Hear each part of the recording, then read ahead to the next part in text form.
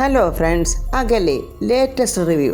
പണത്തിന് വേണ്ടി എന്ത് തോന്നിയവാസവും കാണിക്കുന്ന ജയനും അതിന് കൂട്ടുനിൽക്കുന്ന പ്രിയയും രാജുവും രമ്യയും കൂടെയുള്ള കല്യാണം നടത്താനുള്ള പ്ലാനിങ്ങിലാണ്. എങ്ങനെയെങ്കിലും രാജുവും രമ്യയും കൂടെയുള്ള വിവാഹം നടത്തണമെന്ന് വിചാരിച്ചുകൊണ്ട് രണ്ടും കൽപ്പിച്ച് രമ്യയും അമ്മ രുക്മിണിയും കൂടെ വരുന്നുണ്ട്. ഇതൊന്നും അറിയാതെ വേണുവേട്ടനിരുന്നുകൊണ്ട് മൊബൈൽ ഞോണ്ടിക്കൊണ്ടിരിക്കുവാണ്. അപ്പോൾ രമ്യ രുക്മിണിയമ്മയെയും താങ്ങി പിടിച്ചുകൊണ്ട് അങ്ങോട്ട് കയറി വരുന്നു. അയ്യോ, ഇതെന്തു പറ്റി എന്നും പറഞ്ഞ് വേണുവേട്ടൻ പെട്ടെന്ന് ചാടി എഴുന്നേക്കുവാണ്. രുക്മിണി പറയുന്നു, ഞാൻ ക്ഷേത്രത്തിൽ ഒന്ന് പോയതായിരുന്നു, എന്തു പറ്റിയെന്നറിയില്ല, പെട്ടെന്നൊരു തലചുറ്റൽ, അതാ ഇങ്ങോട്ടിങ്ങ് കയറിയത്. രുക്മിണിയുടെ കള്ളത്തരം മനസ്സിലാകാതെ അവിടെ ഉള്ളവരെല്ലാം അങ്ങോട്ട് ഓടി വരുന്നുണ്ട്.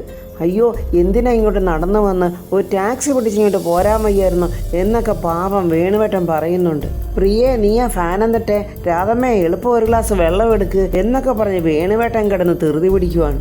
രാധമ്മ എളുപ്പം വെള്ളം കൊണ്ടുവന്ന് കൊടുക്കുന്ന രുക്മിണിക്ക് കുടിക്കാൻ.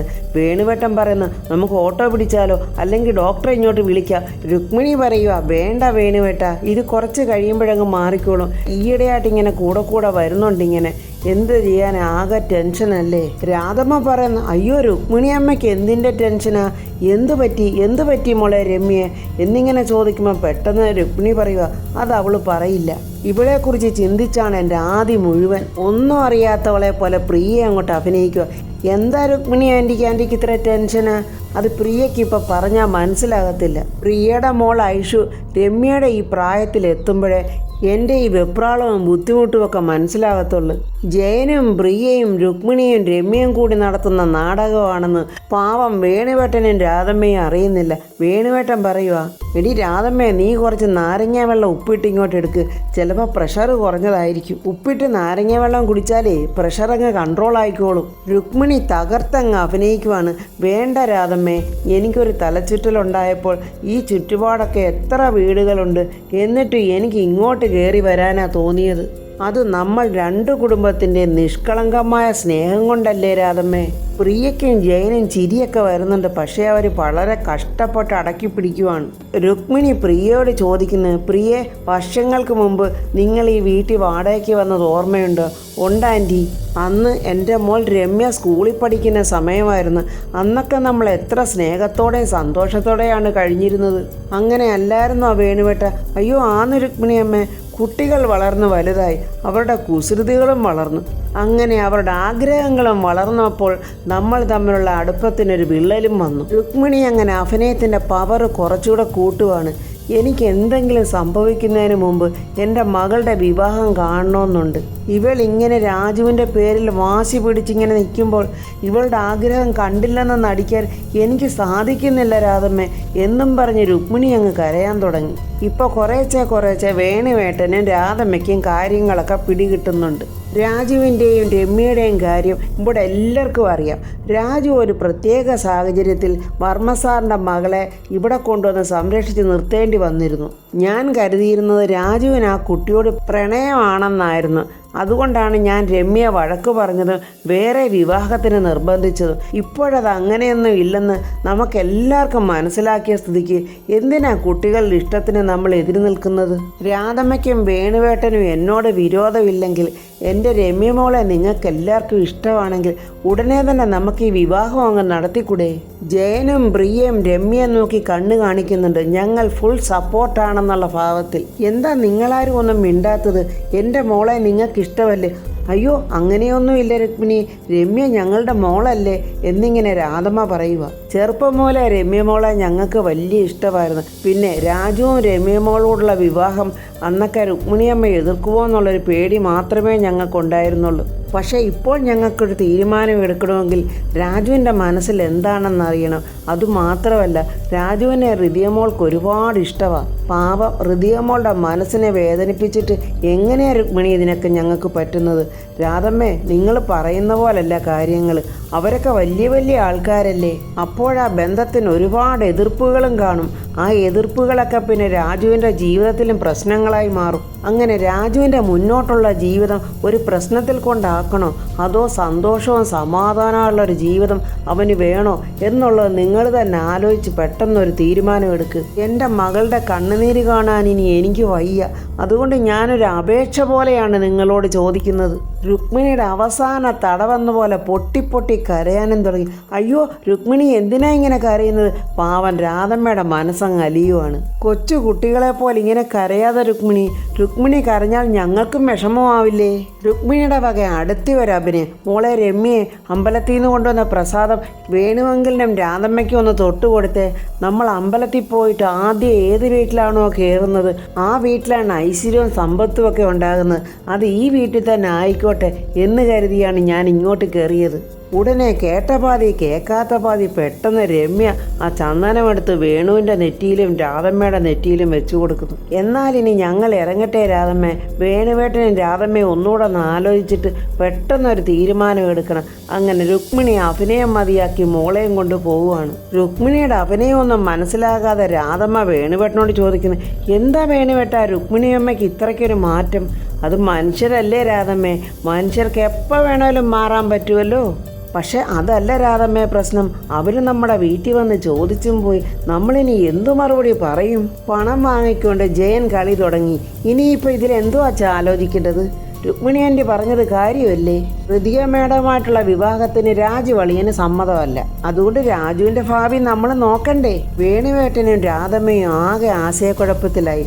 ജയൻ പ്രിയയെ നോക്കി ഇങ്ങനെ ചിരിക്കുവാണ്. കാര്യങ്ങളൊക്കെ നമ്മുടെ വഴിക്കൂടെ വരുമല്ലോ എന്നോർത്ത്. പുറത്തോട്ട് ഇറങ്ങി വന്ന രുക്മിണിയമ്മയുടെ രമ്യ പറയുന്ന, അമ്മയൊന്ന് നിന്നേ, എന്തോ ഒരു പെർഫോമൻസ് ആയിരുന്നു, തല കറങ്ങിയെന്ന് പറയുന്നു, അമ്മയോടെ കിടന്ന് കരയുന്നു.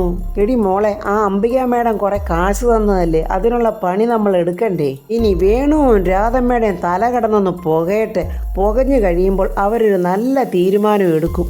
എങ്ങനെയെങ്കിലും ഈ കല്യാണം നടത്തിയിട്ട് വേണം അംബിക മേഡത്തിൻ്റേത് ബാക്കി പൈസയും കൂടെ മേടിക്കാൻ. രാജു വന്ന് നോക്കുമ്പോൾ ഹൃതിക ഭയങ്കര സന്തോഷത്തിൽ ഇങ്ങനെ മൊബൈലിൽ നോക്കിക്കൊണ്ടിരിക്കുവാണ്. എന്താ മേഡം ഇത്ര വലിയ സന്തോഷം? അതേ, സീക്കേരകളിൽ എന്തൊക്കെയോ വ്യത്യാസങ്ങൾ വന്നു. ഇതുവെല്ലാം രാജു അറിഞ്ഞു? ഓ, അതൊക്കെ ഞാൻ എപ്പോഴേ അറിഞ്ഞു. മേഡം വലിയ ഇൻട്രസ്റ്റോടെ കാണുമല്ലേ, എന്നാൽ ഞാൻ ശല്യപ്പെടുത്തുന്നില്ല, ഞാൻ പോവുക എന്ന് പറഞ്ഞ് രാജു അങ്ങ് പോയി. ദിവ്യയുടെ മുറിയിൽ കിടന്ന് കുഞ്ഞ് കിടന്ന് ഭയങ്കരമായിട്ട് കരയുവാണ്. ദിവ്യ എടുത്ത് പല രീതിക്ക് കുഞ്ഞിനെ താലോലിപ്പിച്ച് നോക്കിയിട്ടും കുഞ്ഞിൻ്റെ കരച്ചിൽ നിൽക്കുന്നില്ല. ബാവേ, പൊന്നെ, ചക്കരേ, മുത്തേ എന്നൊക്കെ വിളിച്ച് കുഞ്ഞിനെ താലോലിച്ചിട്ട് ഒരു രക്ഷയുമില്ല. കുഞ്ഞിൻ്റെ നിർത്താതെയുള്ള കരച്ചിൽ കേട്ട് ഹൃതിയെ അങ്ങോട്ട് ഓടി വരുന്നുണ്ട്. എന്താ ദിവ്യ കുഞ്ഞ് കരയുന്നത്? കുഴപ്പമൊന്നുമില്ല മേഡം, ഇതവൻ ഉറങ്ങുന്നതിന് മുമ്പുള്ള പതിവാ. ഭയങ്കര വാശിക്കാരനാണ്. നമ്മളിങ്ങനെ പുറത്തിങ്ങനെ തട്ടിക്കൊണ്ടിരുന്നെങ്കിലേ അവൻ ഉറങ്ങത്തുള്ളൂ. എനിക്കാണെങ്കിൽ ഇവനെ ഉറക്കിയിട്ട് വേണമെന്ന് കുളിക്കാൻ പോകാൻ. എന്നാൽ ദിവ്യ കുഞ്ഞിനെ എൻ്റെ കൈത്താ, ഞാൻ ഇവനെ ഉറക്കാം, ദീപ കുളിച്ചിട്ടും വാ.